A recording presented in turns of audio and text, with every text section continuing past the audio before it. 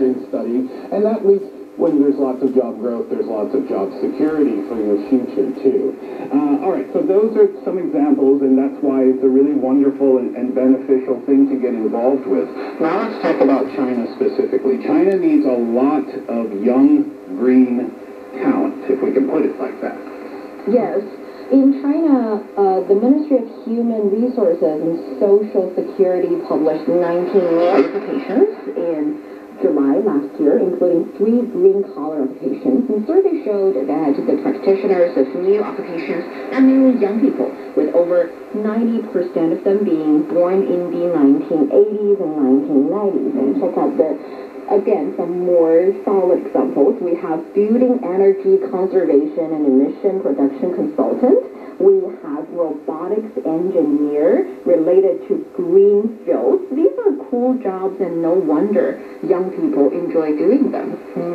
I'm not sure it's only confined for the young people, because if you are talking about people born in the early period of the 1980s, they're no longer that young. They're in their 40s, right? But anyway, it's appealing kind of job for people, that's for sure. And according to data from the China Petroleum and Chemical Industry Federation, this industry association, between 2021 and 2025, the demand for talent in China's carbon emission reduction field will be somewhere between 550,000 and 1 million. Wow.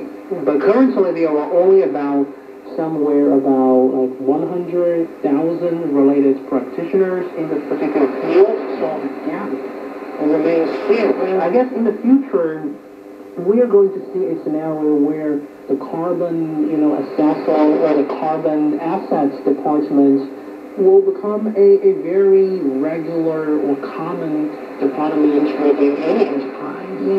That's the bigger trend. It's just like the finance department, etc. So I guess over the next 5 or 10 years, China's demand for talents in carbon emission reduction will continue to grow. Here in China, we have a specific term like dual carbon. It means carbon peak and carbon neutrality. Right, so because of the goals of China, the carbon peak and the carbon neutrality goals, then to achieve those goals, you need people to work in those industries, and to have people work in those industries, you have to cultivate the talent. It doesn't just grow on trees, so to speak.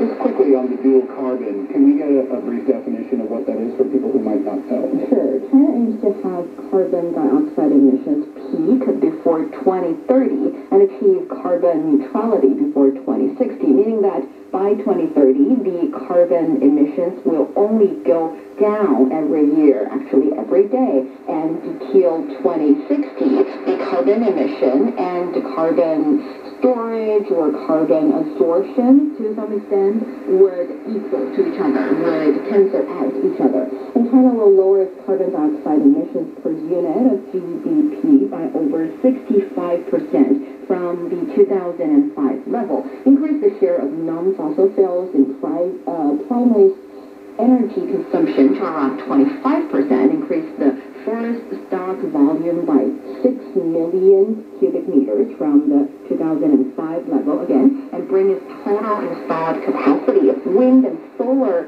power to over 1.2 billion kilowatts by 2030. I've listed a lot of numbers, but one thing to remember or to take away here is that China's being very serious about carbon emission or carbon dioxide emission, and they're doing, like Steve said, a lot, changing or transforming different industries, cultivating talents working in their sphere, and setting the goals that they are actually very steadily moving towards, with the current challenges still being there. So I see this industry being prosperous, definitely. Yeah, and the classification of green occupations as a result, it's constantly expanding, right? And with these expanding definitions, that means that policy and regulation is expanding as well. Government policies and regulations related to environmental protection and climate change, they're always changing. New laws, new standards, they drive the demand for specific green skills and occupations.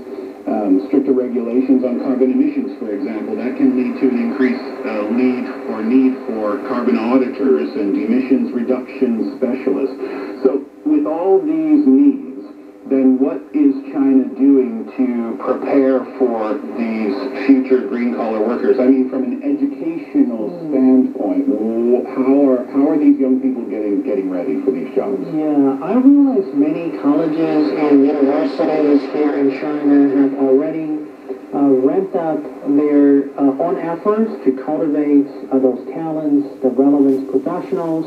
And the training of professionals in this particular area is actually a comprehensive or integrated matter. They need to be equipped with interdisciplinary studies or skills spanning finance and management skills as well. So I guess to better nurture the right type of talents, some university professors have actually highlighted or emphasized the need to establish academic programs focused on green and low carbon development, such as carbon neutrality and green finance.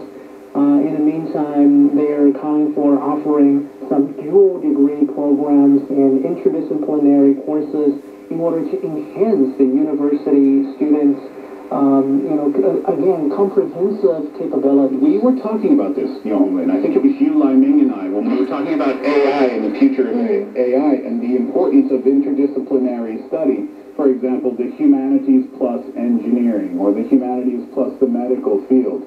Having young people ready to enter the workforce, not just as technical experts, but with technical expertise and the planet and people in mind. Yes, and local governments are also acting on it. In 2023, Shandong province held a total of almost 2,000 green and low-carbon vocational training sessions, benefiting over 77,000 workers. And the province has made some progress in green and low-carbon vocational training, creating jobs in the green and low-carbon sector, supporting entrepreneurial projects, and giving priority policy support for employment and entrepreneurship to companies and initiatives in the green and low-carbon field. And that is not to say that the industry do not face any problems or any challenges. According to a Workers' Daily report, experts point out that vocational certification training institutions offer training at uneven quality in the market. Some are really good, some are not that qualified, and we need to make sure that people who are in need of such trainings know how to identify the good ones. And it is suggested that human resources management departments, industry associations, vocational skills training institutions, on-track process, and institutions should work together to roll out certain rules and regulations and maybe guidance, helping people creating a better market for these types of training. Yeah, and all of those concerns are fair and justified, I would say. We talked about a few minutes ago about the advantages of working in a green-collar job. But again, just as you said, Yonglin, it's not to say that there aren't disadvantages or challenges of these types of jobs.